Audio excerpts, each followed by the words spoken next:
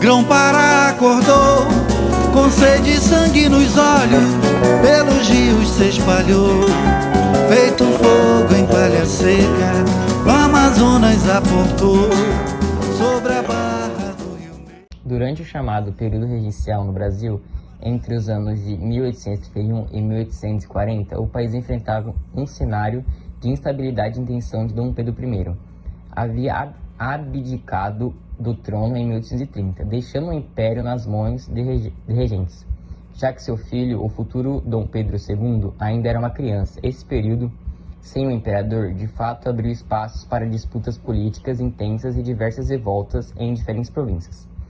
Uma dessas revoltas, e talvez uma das mais sagrantes da história do Brasil, foi a cabanagem, que ocorreu então na província de Grão-Pará. Essa região corresponde hoje ao estado do Paraná, Amazonas, Amapá, Rondônia e Roraima. Graficamente isolado, o Grão-Pará ainda mantinha laços fortes com Lisboa, mesmo após a independência, e só aderiu oficialmente ao novo país em 1823. Ainda assim, continuou sendo ignorada pelo povo governo central, o que gerava um forte sentimento de abandono. As causas da cabanagem envolveu tantos conflitos políticos quanto profundas questões sociais. A elite local disputava o controle das províncias e via com desconfiança as decisões vindas do Rio de Janeiro.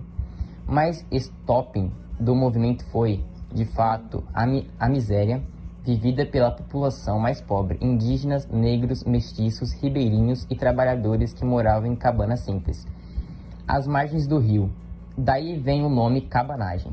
Essas pessoas enfrentavam fome, abandono, violência e não tinham qualquer representação política. Para piorar ainda, o governo nomeado pelo governo regencial, Bernardo Lobo de Souza, tratava os insatisfeitos com dureza, reprimindo manifestações e perseguindo opositores. Isso aumentou ainda mais o ódio popular. Em agosto de 1835, os revoltosos invadiram a capital, Belém, e mataram o governador. Era o início oficial da cabanagem. No momento seguinte, à conquista das cidades, os rebeldes nomearam Félix Clemente Macher como presidente da província. Ele era um fazendeiro e militar, mas apesar de ter sido escolhido pelos próprios cabanos, logo se voltou contra eles. Tentou conter os avanços populares e aproximar-se do império. A resposta foi rápida. Foi assassinado pelos próprios revolucionários. Na sequência, o comando passou para Francisco Pedro Vinagre, que no entanto também se mostrou estável. Após assumir, tentou negociar com o governo imperial e acabou abandonando a causa. Com a saída de Francisco, seu irmão Antônio Vinagre reorganizou os revoltosos e no dia 14 de agosto de 1835 conseguiu retomar Belém, que havia sido reconquistada pelo Império. Com a cidade novamente sob o controle dos cabanos, surge a figura de Eduardo Angelim. Ele passa a liderar o movimento com mais firmeza e é proclamado presidente da província.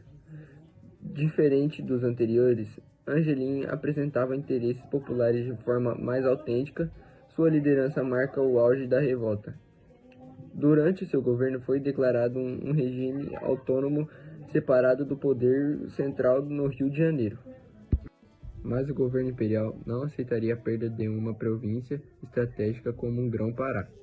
Em 1836, o regente Feijó enviou uma missão militar sob o comando do brigadeiro Francisco José Soares de Andéa, com ordens de usar todos os meios necessários para retomar a região. E foi assim feito. De Belém foi bombardeada. Tropas imperiais invadiram com força total e os cabanos sofreram derrotas severas.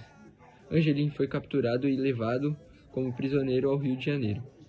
Sem sua liderança, os últimos focos da revolta foram sendo eliminados aos poucos.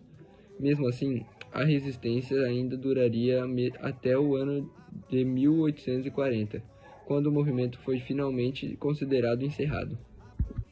Com a maioridade de Dom Pedro II naquele mesmo ano, os últimos prisioneiros na cabanagem foram anistiados.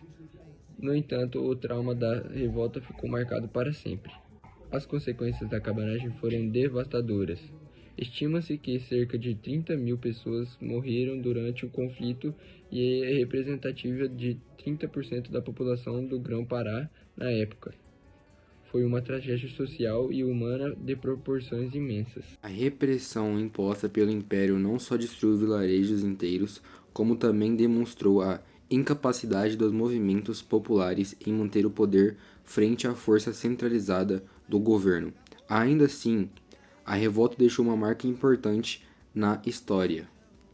A cabanagem foi uma das poucas revoltas em que os insurgentes chegaram a tomar o poder de uma província inteira e, mais importante, foi liderada em grande parte pelas camadas mais marginalizadas da sociedade brasileira, indígena, negra, ribeirinhos e pobres, um feito raro em um país que historicamente excluiu esses grupos do debate político.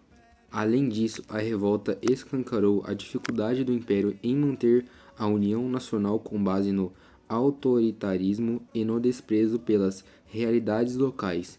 Em resposta, o governo centralizou ainda mais o poder, tentando evitar que algo semelhante se repetisse em outras províncias.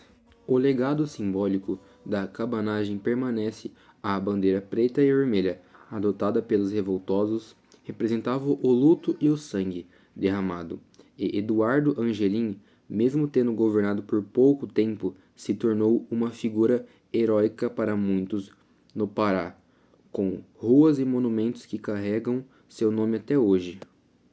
A cabanagem foi, acima de tudo, uma expressão fundada de resistência contra a opressão, contra o abandono e contra a exclusão, e um capítulo que nos lembra que a história do Brasil não foi apenas nos palácios ou pelas elites, mas também nas cabanas ou margens dos rios, onde muita gente lutou e morreu por dignidade e por voz.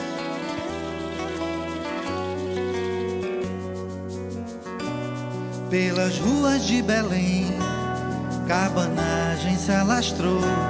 Pelas ruas de Belém, cabanagem se alastrou.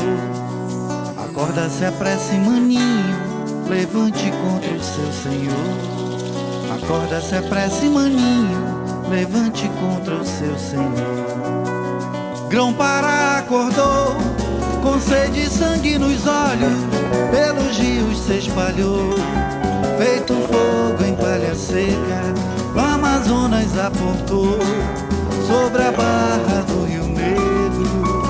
A província queimou, queimou, queimou, queimou, queimou. A província queimou, queimou, queimou, queimou, queimou. Manacapuru e Borba, Barcelos também se juntou na maior insurreição que o Império testemunhou.